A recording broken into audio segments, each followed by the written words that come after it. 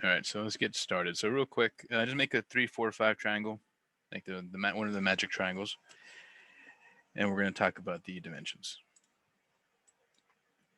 It doesn't matter where it's at. It's just as long as it's the same size, that's all that matters.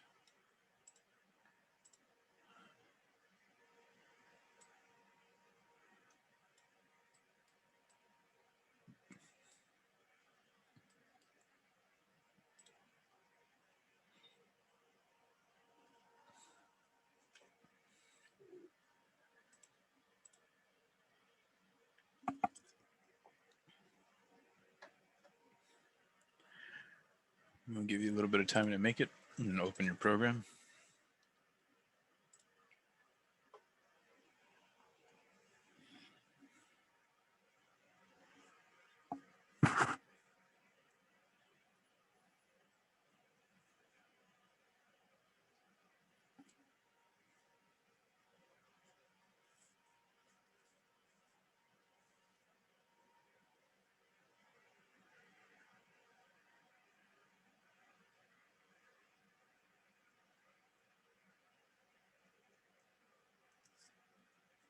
All right. All right. So again, I've talked about this before, so let's do it again. So click annotate and then go to the dimension tab, this section right here, and click manage dimension styles. So here as we said before, we can create different templates. So like for example, I can say, oh, I want a fractional type or something. Okay. So that means I'm going to make this into fractions. And let's see here, make sure the color is by block. Underlines. Also, for the primary units, we'll do, 1/16 is fine. Horizontal. The fit is something I want to mention.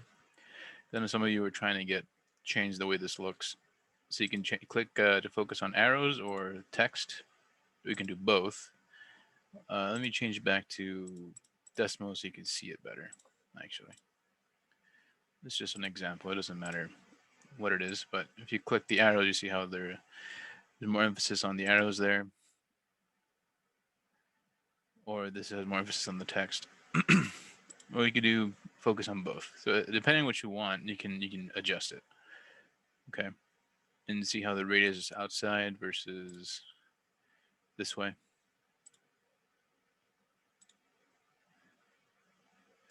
And this one's like a crosshair. Anyway, so let's use the decimal for now. So I changed to 2 decimal places and hit OK. Here's my fraction. I'm gonna edit that because it's no longer a fraction. So I can rename it this way. Now if I close it, go to decimal. Oops. Go back into decimal, set as current. Oh, maybe I didn't change the decimal. Let's go check again.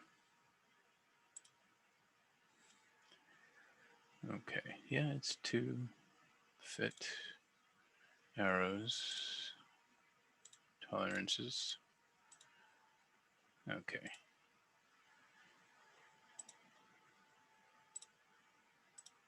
Oh, that's weird. It should have changed automatically, but it did not. Oh, let me try this. Strange. It should shift automatically.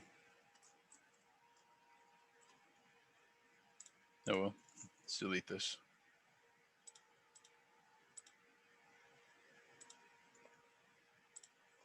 If I set to decimal and start my measurements, it should be 2. There you go. 2 decimal places. If I go back in here and manage, set as current, modify this guy, I should be able to change it all at once. I don't know why it didn't change though. So I put 4 decimal places. Yeah, there it goes. That was weird. So if you go modify whatever you're working in, there's another way you can do this instead of using the different templates. You could just say, you know what, I need fractions right now. I'm going to change it to fraction. But since I have no fractions, they would stay as whole numbers, right? This is technically a fraction. But anyway. All right, let's go back into manage, decimal, modify. But yeah, here you can do all kinds of stuff. You can also change the units for your angles when you do angle measurements. You can do more than one decimal place, which we've talked about before. We can also have different units, I believe. Let's see. Turn to units. Oh, nice. But anyway, I don't want to spend too much time on this because we have been using this the entire time. But just in case you have forgotten how to adjust to fractions or decimals, this is how it's done. Okay. Let me see. That's all there really is in this section. Is really just they want you to play with the angle measurement and the regular dimensions. Okay.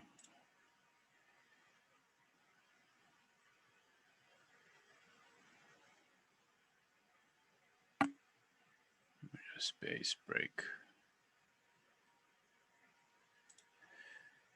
And I think you've used Angular already, but if I click Angular in my two sides, it should give me my 90 degrees for this right angle here.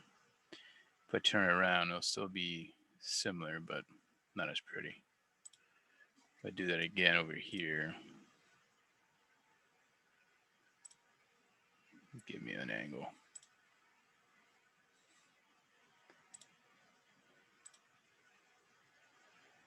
Let's see here. We can also manage this just for fun. I'm curious if it has, it should, radians.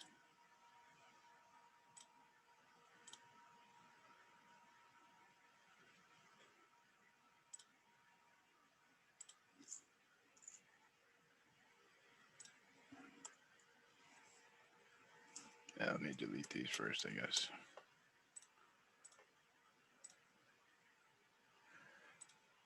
Manage dimension, modify for my angles, radians, and okay. Okay. So angular measure. So this is 2 radians.